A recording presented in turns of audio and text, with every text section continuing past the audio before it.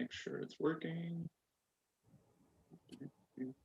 Hello, and welcome to Treasury Talent's latest episode of Ask a Treasurer. This is an Ask Me Anything format where we ask Treasury-related questions about anything related to careers, job searches, networking, relationships, and basically anything in that arena. Today's guest is Dan Erdman. Dan's the VP and Treasurer of ChampionX. Dan, how are you today?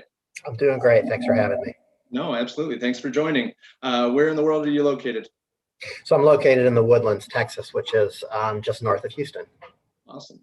Much warmer than Michigan. We were talking about that. So absolutely. But you do have the Michigan roots, so you know what I'm going through. Yeah.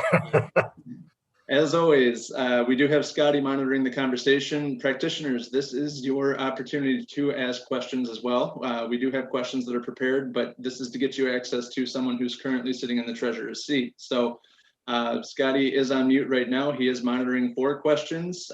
Please ask them. We'll make sure that we get them answered. So Dan, I'm going to start us off though. How did you come into Treasury and what made you choose Treasury as your career? So, good question.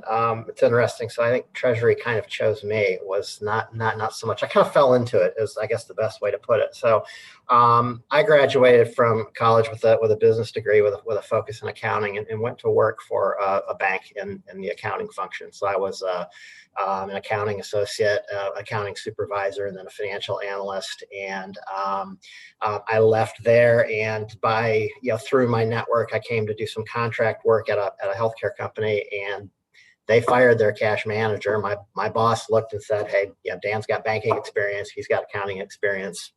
Here comes Treasury." And I've never looked back, and that was, wow, 1989.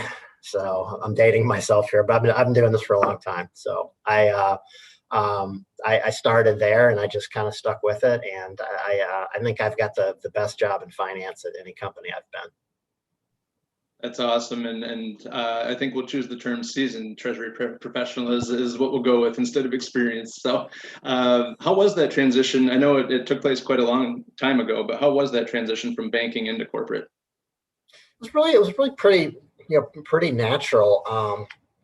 Banking, the nice thing about it then, it was very conservative, very disciplined and ordered. And so, from an accounting perspective, I learned accounting the way that accounting was supposed to be done, the debits and the credits and the documentation and the reconciliation. So learning that aspect of it, and then going over to so going from the booking side to the creating the transaction side, I understood what was going on that side. And I think it helped me out. No, that's great. And then just over the course of your career, what would you say have been some of the highlights or, the things that you hang your hat on?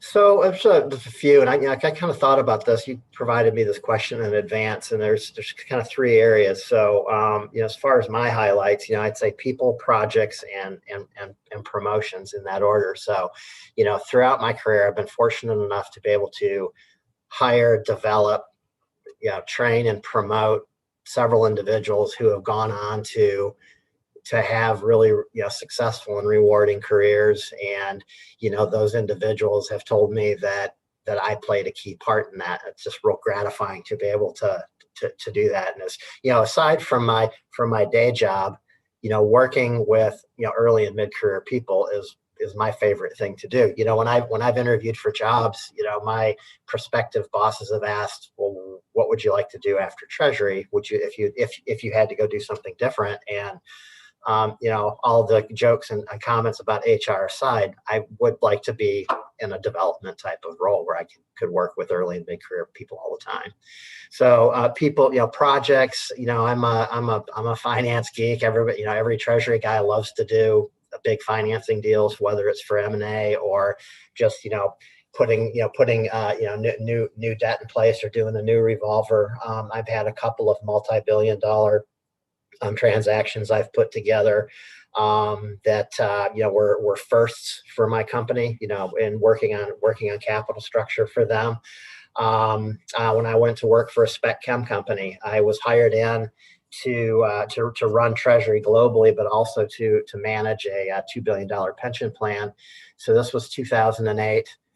The world was imploding. The markets were tanking. The pension plan was tanking right along with it.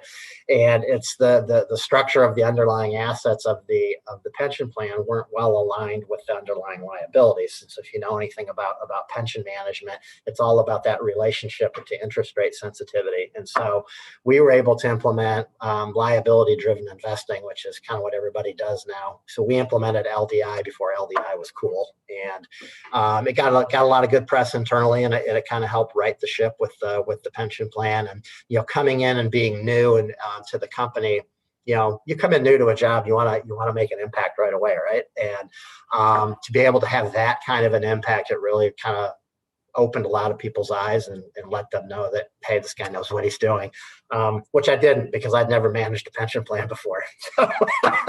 So I learned along the way on a pretty big stage. So that was really gratifying. And then from a personal, just for gratifying for me. So I would say the first one is when I got promoted from director to assistant treasurer at a medical device company I was at. I had a boss who was really focused on development and really demanding, and to use his terms, to give you a little bit more rope every year to be able to prove yourself and to grow, to learn and grow.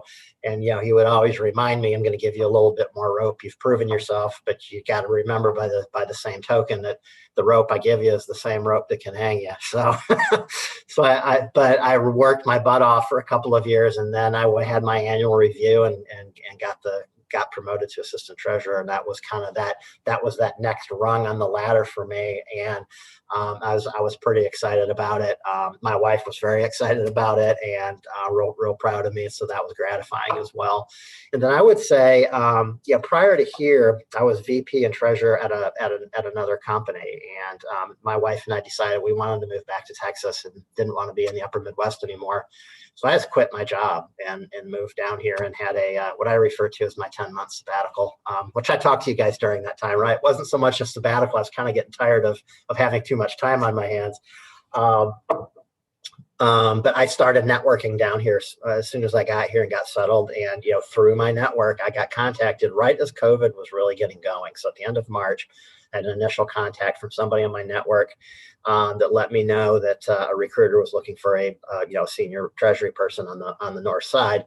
And people that live in hiring out here to the north side, even though we're in a huge metro area, can be challenging sometimes. And it was right in my backyard. I live here in the Woodlands, and the fit was perfect. And I really spent a lot of time preparing for this job. This is an industry I've always wanted to work in, and I competed hard and beat out 4 other candidates for the job. This is a great job. I love my job.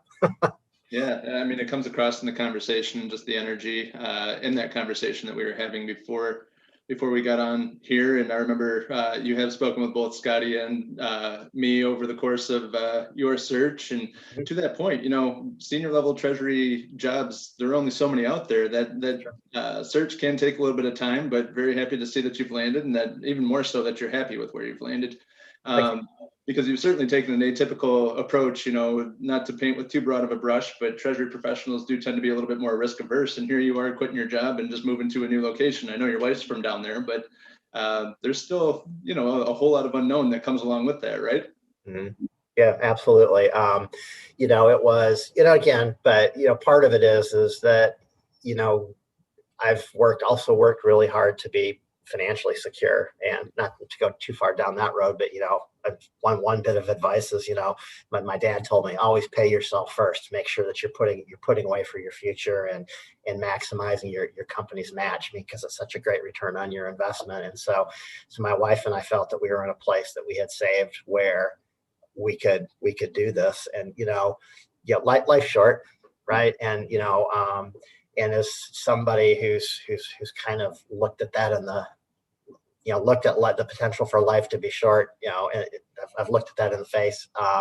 That just decided that, life's short. Let's do this. Let's get to where we want to be. I had tried to relocate here, and even with all of the networking and everything, it was just a tough market to crack because it's so energy centric, and I didn't have an energy background. So it was a little bit nerve wracking, but it was pretty exciting to pack up, sell my home, hop in the car, and come down here. And it was really, really nice from the perspective of, I know the audience probably wants to hear more about how to advance their career, but one other thing I will say is if you ever get the opportunity to do a sabbatical, if your companies offer them, it is really, really energizing. And I work a lot and traveled a lot in some of my prior roles. And, over that period of time, I used the free time to get back into shape. I rode my bike every day. I joined a gym. I started watching my diet and all of those kinds of things.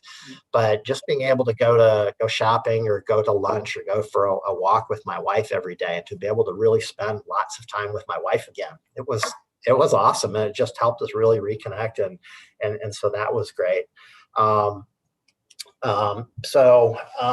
had also put a question out there on just things bits of advice I might give. Can I jump to that? Yeah, let's jump right into that, because that goes along with the people question. I was going to ask you a little bit about that, but let's go. What would you tell younger Dan, or you said that you work with early and mid-career professionals quite a bit. What's your go-to advice? My first one is that, man, it goes by fast. It just goes by really, really fast. So, my first bit of advice is just enjoy the ride. Live in the moment. If you're in a job situation where it's not fun, if your feet aren't hitting the floor in the morning when the alarm goes off, you need to make a change. And having lived through that and stayed in a situation for longer than I should have, it's not healthy, and it's not good for anybody. Yeah. So when at work, if you're early career, I'd say two things. Find two things at work. Find a mentor and find a friend. Those are two separate individuals. Somebody who can develop you and can take an interest in your development and in your career. And then a friend is, a work friend is somebody that you can confide in that understands what you're going through because they're living it as well. Those two things are really, really, really important. In your job search, if you're interviewing for a job, this very rarely happens. When I'm interviewing and I've got these candidates, nobody ever asks for the job. If you want the job, ask for it. It's the right thing to do, and it will differentiate you from the crowd. When I interviewed for the job at the medical device company, I came in late to that process, and I did a phone interview and did a phone screen, and then came in and interviewed. And when I finished the interview with my boss, I said, "I want this job. I'll do a nice job for you, and you won't regret it." And that stuck with him. And he said that, my background and the fit felt really good. He goes, "But that puts you over the top. That's what got you the job." So ask for the order is the way he put it. So, in regards to your career, never stop learning. If you have opportunities to get involved with projects, raise your hand. If there's a job nobody else wants, raise your hand. You'll get rewarded for it, and you'll be better for it. And obviously, of course, get certified. The CTP matters. I've been CTP since before it was CTP. So I got certified in 1993, I believe. And then, when you're interviewing, spend a lot of time researching the company and the people that you'll be interviewing with. For this job alone, I think I spent at least 60 hours prepping. So now, granted, I had the time to do it. I had the time on my hands. But I'm always really pretty thorough. It's not just looking at the financials and spending a little bit of time on the web page. It's, dig in, understand their operations, understand their footprint, understand their businesses and their products, and ask intelligent questions during the interviews about them. Yeah, and I absolutely love it. I know, a lot of the people that I speak with when they're starting their job search, or if they're in the middle of it, a job search does pretty much become a full-time job. It's not something where you usually just dip a toe in the water and all of a sudden you have this amazing success, unless you're someone who can adapt very quickly.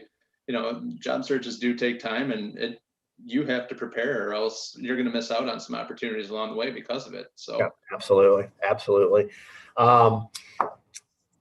Another one that I would really recommend, and this isn't a plug for the company I'm getting ready to mention, but I like this profile tool they have.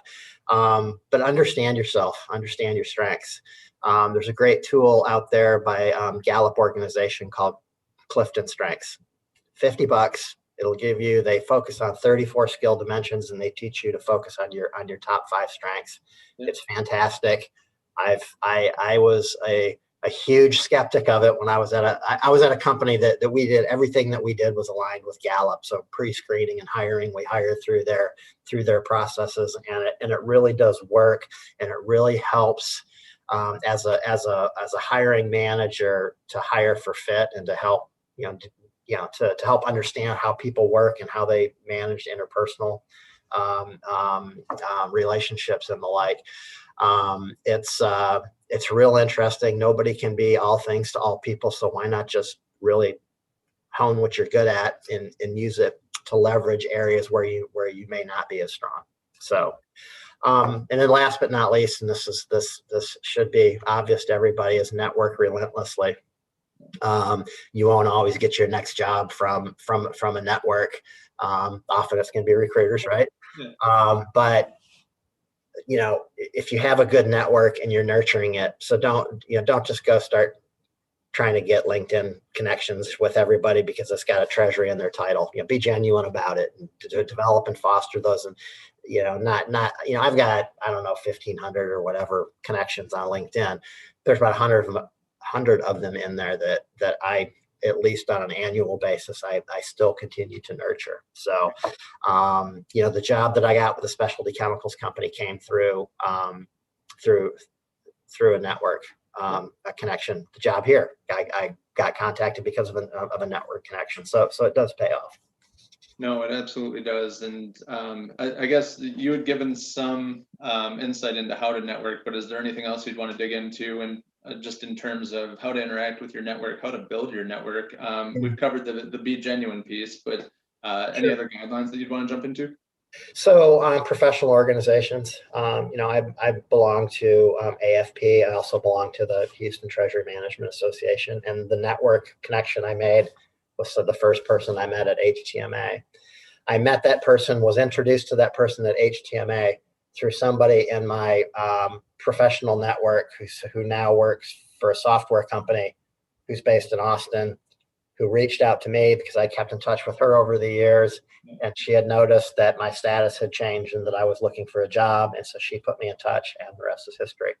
So professional organizations, bank events. You go to or AFP. When you go to AFP, go to the events, meet people, and I've lots of my relationships that I've had have come that way. Yeah. Well, and that's, kind of taking a shot at our own industry. Scotty and I have joked about it, and it's pretty much a running joke among recruiters where, hey, if people were effective at networking and they were good at networking, then we wouldn't really have jobs at the end of the day. There's so many different avenues where you can find jobs, and recruiters can be conduits, but a lot of it comes down to your own personal effort and the network that you put into your network too. Yeah, absolutely. I would agree. So I want to pause real quick. Scotty, do we have anything from the audience that we want to cover? We do not. So like you mentioned at the top of the conversation, Joe, for all those who are watching right now, please pop a question into the comment section that you have for Dan. And again, this isn't Ask Me Anything. We caution you, please don't ask anything specific to ChampionX, but otherwise, or I should say proprietary, but otherwise, feel free to put those questions in the comments. Yeah, cool. So Dan, go ahead. No, you go, Joe. I was going to say, I want to jump back into the people part of this, because you said, you've been responsible for developing people. You had a leader who invested in your development, which sounds like it was very influential and impactful in getting you where you're at today. Obviously, you've sent the ladder back down for other people, so to speak. What are the key things that you look for when you go to hire into your teams? Is it soft skills? Is it technical skills? Is it somewhere in between? Can you give me some insight there? Yeah, so I just say it's somewhere in between. Where I start, obviously I'm going to look at a resume and make sure the person's got some relevant background, right?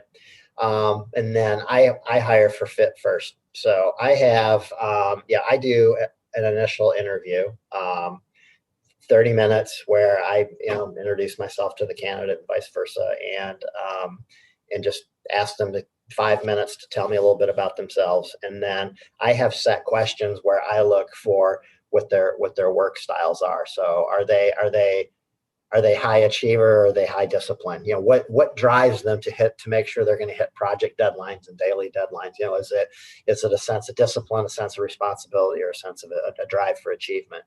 I look for how they're going to interact with people. Do they have high command and high courage? So are they going to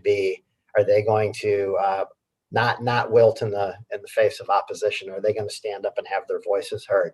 Do they like to lead? Do they enjoy telling others what to do? And like that. So then from a work style, how good are they at multitasking? Do they prefer to be a generalist, or do they like to have or do they have high mastery? Do they want to be really good at a few things? Are they good problem solvers? It's just there's these questions that I've used that I kind of stole from another interviewing format that have just really served me well over the years.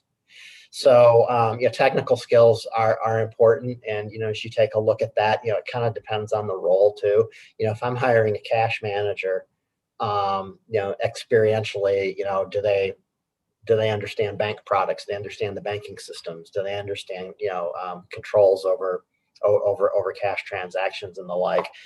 It's a very different type of person than if I'm hiring for an FX manager. For sure. So I'm going to be more focused on technical experience and discipline, problem solving, and analytical skills. Yeah. And it's perfect because I can't tell you the number of people that I've run across over my career where they look for the same things no matter what they're hiring for, but there are little nuances and intricacies based on what you're looking for or your area of need. And you have to adapt to that based on the team that you're leading and the company that you're in, really. So it sounds like you're pretty adaptable that way, which is fantastic to hear. And obviously you see the fruits of the labor on the other end when you get to promote people or people are moving on within their careers, and they become a part of your legacy in some ways, which, by the way, I meant to give you some feedback earlier. I absolutely love that because so many leaders think, hey, I'm going to keep people in this role because that's where I need them, not worrying about their growth, their development, anything like that. It's really refreshing to hear that perspective, just because it's a little bit more atypical than you might think. So along that line, there's just one other thing, if we could kind of revisit the advice thing a little bit. So on development, so one of the things I would say that's changed through the course of my career is today, so gone are the days where you can be in a treasury vertical your whole career. I mean, most of my career has been in treasury. Now, granted, at different companies, but if I had one thing that I could have done differently, I would have made sure that I ended up at a company that had a career development program so that I could have been developed through business finance. Yeah. So I understand the concepts of cost accounting, but people start talking about under and over absorption and I glaze over. And it'd be helpful if I'd had done a stint, in business finance or in controllership or whatnot. So, as you develop your career, develop it outside of treasury, even if you want to come back, because I guarantee you the next person to sit in this seat is going to have business experience. I'll make sure of it personally before I vacate the seat. Yeah. And we hear that as a very common theme. Scotty, I'm sorry, were you going to jump in? Oh, no, please. There's a question from the audience whenever you finish your thought, Joe. Oh, yeah. I was just going to say, we hear that commonly through effective treasurers, is that you do have to spend time to understand other parts of the business. I mean, it seems to be a common theme among those who are successful sitting in the treasurer's seat. Mm-hmm. So it's, I'm happy to hear that you would give that advice to younger professionals too, because for as much benefit as there is for just being a specialist, you do have to be able to take that larger look, especially as you advance in your career. Yeah. So, I did do one rotation outside of treasury, which has kind of helped me in this role in that, so I also look after insurance. So when I was at the spec chem company, I did about a 2-year stint in risk management. So I did do that, but it was not within the business, but it still benefited me quite a bit.